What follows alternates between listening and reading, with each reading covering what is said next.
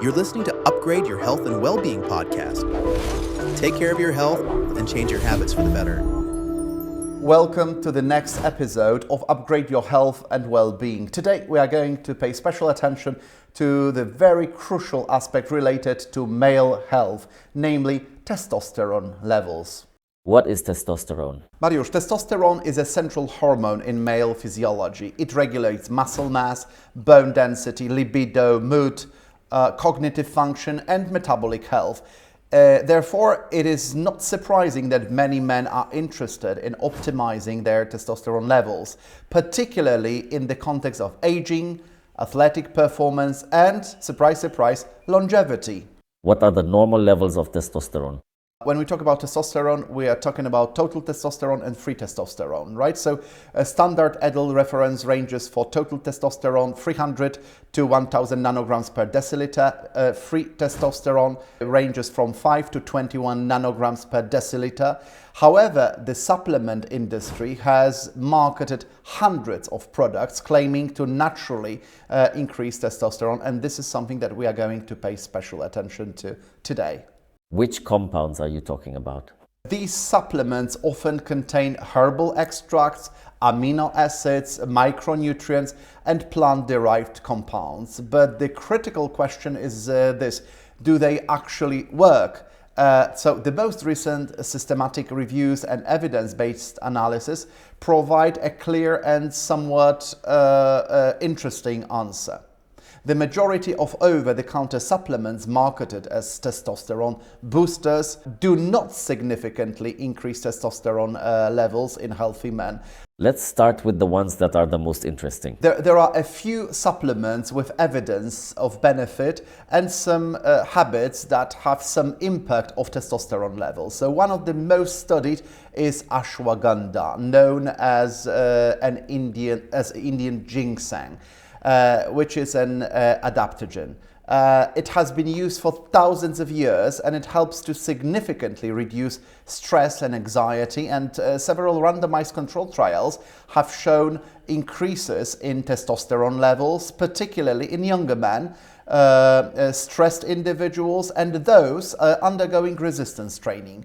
And the mechanism is likely indirect through reduction of cortisol and stress-mediated suppression of the hypothalamic pituitary gonadal axis. And it shows some anti-inflammatory action, and it also showed some positive effects in terms of infertility. Of course, there are some slight effects: gastrointestinal upset, nausea, hepatotoxicity is rarely reported. But we need to be careful when we are on thyroid medications, right? What is the proper dose of ashwagandha?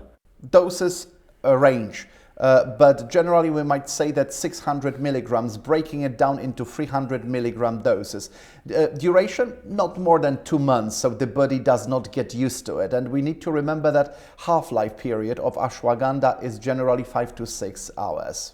Are there any other substances that can help us increase natural testosterone? There are some. L-arginine and citrulline should be administered together, for instance, as they have an excellent effect on erections. Folic acid is of crucial importance. So there are some substances, as you can see, that are of crucial importance and can be used by males.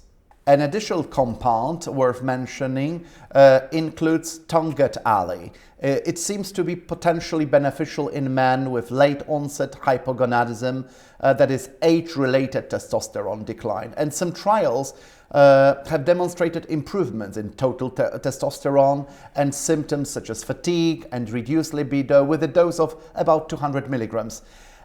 Some popular supplements, however, have consistently failed to demonstrate meaningful effects in well-controlled human studies.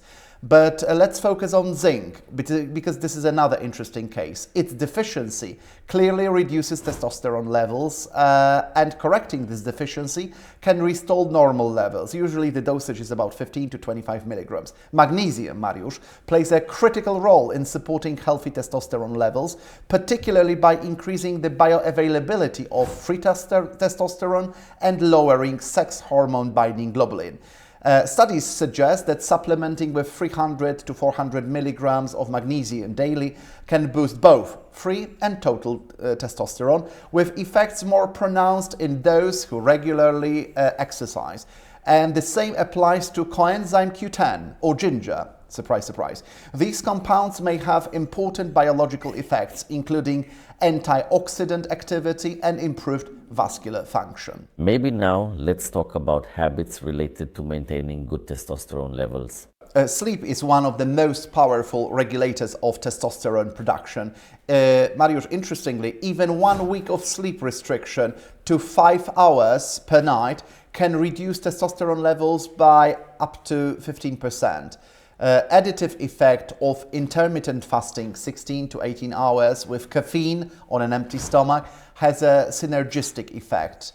Some other agents also can boost male fertility, particularly in improving testicular function and protecting against oxidative stress.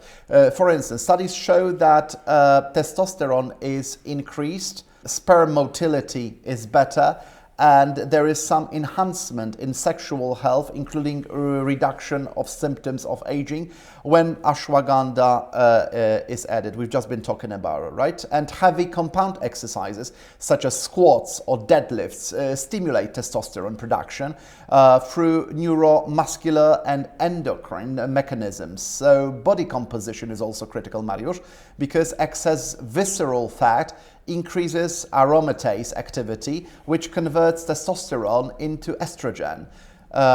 Additionally, weight loss in overweight men consistently increases testosterone levels. And of course, stress, which is omnipresent. Stress management is equally important because chronic elevation of cortisol directly suppresses testosterone synthesis, right? Maca, which is another supplement, is very interesting in humans because it effectively improves libido and sexual desire. We need to mention vitamin D as well, because it acts as a steroid hormone. So men with deficiency have significantly lower testosterone. So the optimal dose of vitamin D3 should be about 4,000 international units per day. So the effect that we observe is the increase in testosterone by about 20%.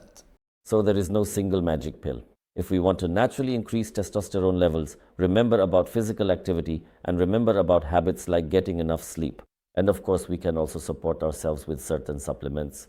Of course, supplements may provide benefits in certain individuals, but they are not substitutes for physiological regulation. This is of crucial importance to emphasize the fact that testosterone exists within a tightly regulated biological system. So the body maintains hormonal balance through feedback mechanisms, and attempts to artificially override this system with supplements that do not work, often may produce limited results. So from an evidence-based perspective, the most effective strategies for optimizing testosterone remain adequate sleep, regular resistance training, maintaining a healthy body composition, reducing chronic stress, and correcting true nutritional deficiencies, such as, for instance, zinc deficiency. One more important thing, Mariusz, microplastics have a devastating impact on male fertility. So get rid of plastic bottles, cosmetics, and antiperspirants that include aluminium, for instance. We should get rid of that because aluminium penetrates the body. Polyester in clothing is very damaging and destructive. Bearing that in mind should help us to get rid of unwanted factors and maintain good testosterone levels. Thank you for listening to the podcast, and we invite you to subscribe.